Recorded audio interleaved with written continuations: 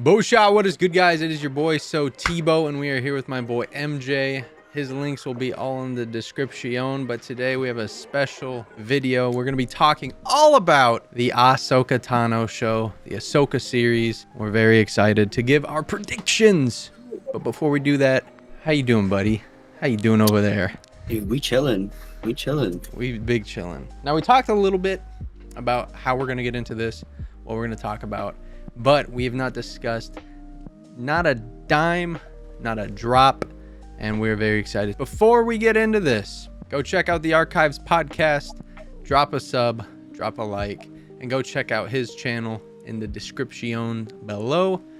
Without further ado, let's get right into the Ahsoka Tano predictions. Now, the Ahsoka show does come out in 10 days from now at midnight Pacific.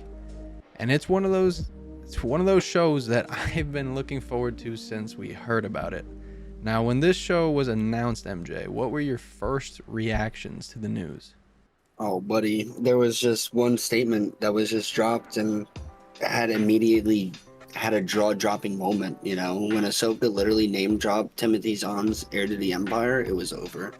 It was over. From that moment on that they announced the date that it's being released, every day since has been a countdown. Yep, it has been. And currently I'm reading Heir to the Empire. Might I say, what a masterpiece it is.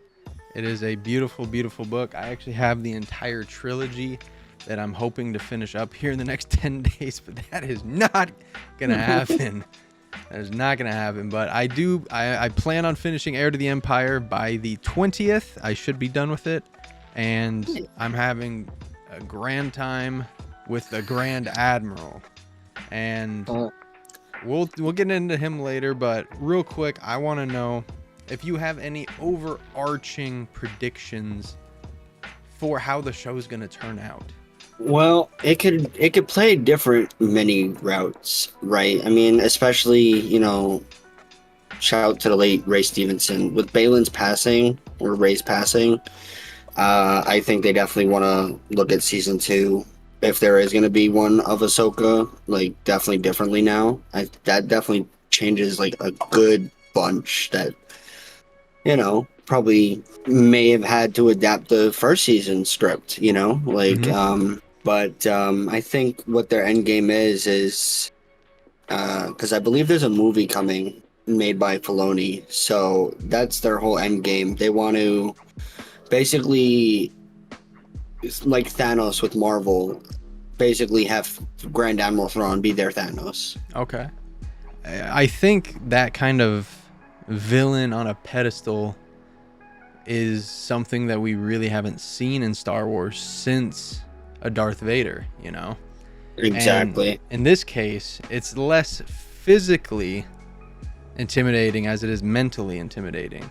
In Heir to the Empire, the thing that strikes me as just, wow, like this guy is on a different level above anybody else. In the opening sequence, in the first chapter of the book, everyone on the Chimera is running around like a chicken with their head cut off. They're panicking, and they send for Thrawn, who is literally doing yoga and sipping a chai latte, just minding his business. Whilst all this stuff is happening with the rebellion and the New Republic, he's chilling because he's just so confident in his preparation and in his plan. And that's what I'm most excited for.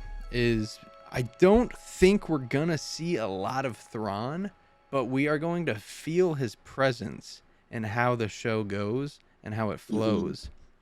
So with I have a sneaky prediction in this movie. I call it a movie because I think it's just an 8-part movie, really. I call these movies half the time, but I have That's a good point, actually. Yeah, my sneaky prediction for this is that Shin Hati is going to turn to the light side. From whatever side she's at, you know. We don't know anything about her. We just know that she is on the opposite of Sabine and Ahsoka. Now, speaking of Ahsoka, speaking of Sabine, we have these amazing characters that we've spent seasons and seasons of time with, that we're about to see in live action for the first time. Characters like Sabine Wren, characters like Hera Syndulla. How do you see their transition to live action, and do you think that fans will be happy with the linearity of their characters, or do you think that there's going to be different characteristics that are intertwined with their representation in the live action? That's a good question. So with that, I can follow up is every actor slash actress is different in the way that they take roles. You know, some will fully commit to the part, as in like method acting and this and that, and others will just act. To my knowledge, Ahsoka is literally trying to I think even with the way that Katie Sackhoff did Bo-Katan, bringing animated characters to life, they're not only trying to replicate their mood and their personality, but their body language and the way that they walk and the way that they look when they talk. You know, there was a recent post, like a 30-second, I think it was 30-second, maybe less, or maybe it was in the trailer or a sneak peek of something, where Ahsoka was striking a pose and was making a smirk look, you know, the same way that she did in animation, you know. So I thought that was like pretty neat. We haven't seen much of Sabine yet, so it's also hard to say, you know. We're just kind of waiting until that moment arrives to see how she portrays the role, you know. We just know basically from the trailers. You know, we know Zeb looks good, Chopper looks good. So, Yeah. Hard to mess with Chopper. yeah. Hello. Beat it. Anyways, with the introduction of a character like Hera Syndulla, who played such a big part in Rebels, played a decent part in a show like Bad Batch, what do you feel like her effect is going to be? Because for me, I feel like Hera is simply going to be a transitionary character that is simply bringing Sabine Wren from the animation to live action. I know Hera is a super important character. I just feel like this isn't her time to tell her story. You know what I'm saying? So exactly what you just said, except I feel that is for Ahsoka, because of the way that they're portraying those two, specifically in the trailers. There was even a moment where I thought in my brain that Sabine was going to be force sensitive, because they implied it, you know, with a small force push-esque motion. And Shin Hati responds with, "You have no power." So I believe that that's Ahsoka's mantle, to take Sabine from animation to live action. Now with Hera, I just feel like she's the quote-unquote second strong female lead. Like, you have Ahsoka, then Hera, and then I think Sabine. And then Shin, well, I would put Sabine like equal to Shin. And then, you know, Yeah. for the guy side, it would be Thrawn as the top, Balin. And I don't even know if there's another male actor that actually would be in the top three. Maybe the Inquisitor that we keep seeing. Yeah, actually, yeah, you're right, Merrick. Merrick, whom I don't have any predictions for, and that's one of the... I feel like it's bound to be a reveal, and I feel like that's maybe the reveal I'm most excited for. Did you hear anything like rumor-wise about it? Heard nothing, and I really try not to look into those things, especially with shows of this magnitude. That's true. I try to just be as oblivious as possible, and that way just the speculations can run rampant. For sure. It's one of those things that you run through a host of names. You run through a Starkiller, you run through a Barriss Offee, you run through names of that nature who have connections not only to Ahsoka but to Star Wars in this timeline. And you don't try and get your hopes up, because if you get your hopes up like, oh, I hope it's Starkiller, oh, I hope it's Starkiller, and it ends up being like Coleman Trevor resurrected. Like you're only doing it to yourself, but at the same time, it is nice to have those hopes and get excited for these kind of things. And especially in the age where the Inquisitors are now out of fashion, this is somebody who is simply lusting for power. This is someone that is trying to eat at the end of the day. And I am just super excited to see where the character of, you said their name was Merrick? Yeah. I'm excited to see where they go.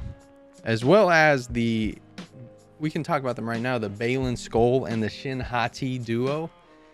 It's something that I just find to be just a nice bit of literature. Now, when you break it down, Baylan Skoll was a Jedi who survived Order 66 and a Jedi who escaped to the unknown regions, started working for Thrawn, and he found this apprentice who's super force sensitive, super powerful in the force, and trains her up. I want to say that these two, they're not dark side, right? I simply think that they are just of the force, you know, they're acting with their own will. So I mean, technically by definition it is dark side, but I don't think that they're any kind of Sith or anything of that nature. Dark Jedi is what you could probably tag them at if you wanted to throw a dart at something. But I'm just hyped to see these two characters because he is an absolute brute and she is more of the Ahsoka Tano build. Mm-hmm. So I'm sat here thinking, did Dave Filoni really mess around and create a dark side Ahsoka Tano? You know, this is literally what it looks like to me. If you throw a mirror down, if Anakin stays on the light side, never turns into Darth Vader, this is literally a older Anakin with Ahsoka, but just dark side. That's what, and looking at all of his clips, he reminds me so much of Anakin. Yeah, and in the trailer too, he did mention the name of Anakin. I don't remember the context of what it was, but I really can't wait to dive into that when we reach that, you know? Mm-hmm. There's just so much to unpack in, what is it, an 8-episode season? Yep. And like, my God, if they're anything less than 50 minutes, it's just going to be one single shed of tear while watching the show. Exactly. And we know we're getting some bit of Anakin, right? Yep. And the thing that I'm sat here thinking, is this it for Hayden Christensen as Anakin Skywalker? Because there's nothing else planned where you could insert Anakin, you know? So this could literally be Hayden's last ride as Anakin. And if it's with Ahsoka Tano, how poetic. Yeah, potentially. I mean, there's always room for writers, you know what I mean? And what they can do. Of course. But yeah, no, it's a very solid statement. You know, it definitely may as well could be Hayden's last ride. And that brings tears to my eye just thinking about it, man, because I'm not trying to look soft, but yeah. I'm a Hayden guy through and through. And yeah, man, to have albeit, you know, to have his final live action appearance be with his Padawan. What a way to go out. What a way to say sayonara. Now, I wouldn't be against him ever coming back, but what a way to close that chapter, you know. This would be a beautiful way to do it. And I've always wanted a live action Clone Wars or like a Luke show, because there's so much of Luke that you could dive into where he interacts with his ghost force father. But at the end of the day, I don't think that there's a character that deserves this more than Ahsoka Tano does. And the fact that she gets to, in live action, associate herself with Hayden Christensen's Anakin Skywalker, I think that's a testament to how far the character of Ahsoka has come. And if that happens, it's going to be hard for me not to like this show. But already, I think this show is going to be an absolute banger. Do you predict that we'll get a season 2 without even knowing what happens in the first season? A season 2 of Ahsoka? I hope so. And I'll say yes, because I know the show is going to be solid. It's definitely going to bring a lot of eyes, similar to the Kenobi show, I think, and if not, maybe more. And the reason why I think that we're going to get a season 2 of Ahsoka is because I don't think we're going to get we're not going to see Grand Admiral Thrawn until episode 6 at the end. We're not going to see Ezra Bridger until episode 8. Right? Damn. So we have so much left to cover. I think there's so much to do, and this is just going to be one of those shows where you look back and you say, wow, like, I can't wait to rewatch all of it. Can't wait to binge all of it in a complete marathon, you know? How long do you actually think a marathon would be? Like, because it's definitely longer than 24 hours, from literally prequel episode 1 and Christ. Animated and all to episode 9. Christ. It hasn't clicked in my brain either. It's like a good week. I think because you got to take into account there's 7 seasons of Clone Wars. There's 4 seasons of Rebels. 3 seasons of Mandalorian. You could skip the 3rd season. You're not missing anything. I'd say like 2-3 weeks. Like if you 2-3 weeks. A month if you want to live a normal life and just watch. I think you're trying to be normal. Yeah. I would agree. A month, but still a month of Star Wars. That's not bad. That is not bad. That's crazy. That's crazy how far like we've become, like how far like George Lucas has become. You know what I mean? Yeah, from 2005, where you're seriously just looking at 6 movies, you know. And if you want to throw in the Clone Wars micro series, but still, I mean, like, yeah, we're at what 11 movies now, and counting. So I'm hyped. This is, I think, the best time to be a Star Wars fan since 2000 or what would it be, 1998 with The Phantom Menace. So this is awesome. So question, and then we'll get you out of here. Do you think that we are going to see Mando or Luke Skywalker? If you had $100 and you had to bet on one of these, Mando or Luke, you say Luke? Luke. There's just no shot that you could even. So just in general, the magnitude of one's character to the other, that being Jedi Knight Luke and Beskar Mando, Luke is absolutely legendary. You know, like just being the son of the chosen one and this and that. I think he has a major connection where he's like a puzzle piece almost to Grand Admiral Thrawn and Heir to the Empire. I don't really see Bem fitting. He's more like the puzzle piece that doesn't fit. You know what I mean? But I thought the same thing with a lot of series. Where Mando just sneaks in. Sneaks in. Book of Boba Fett. I was not hoping to see Mando. Was not hoping to see Grogu yet. There they were. So. Yeah. I that's a whole different conversation, I think. Even in Book of Boba Fett, we saw Ahsoka Tano. You know, so you never know. You never know. I'd love to see Ahsoka and Luke in the same room, and then Anakin walks in. Force Ghost Anakin. Good God. I'm getting goosebumps talking about it. But those are our sneaky predictions for the Ahsoka Tano series. Let us know in the comments if you have any of your own, and we will holler at you later, McAlligators. Expect watch parties, expect reviews with the entire Archives cast, and we'll see you all next time. Shout out to MJ for coming through. Go follow him on Twitch and join his Discord, as we'll have those links in the description. Without that being said, has been your boy SoTeeko. I do appreciate each and every single one of you. And above all else, guys, make sure to stay safe. Tell your mother that you love her with peace, knowledge, and serenity. May the force be with you. Always.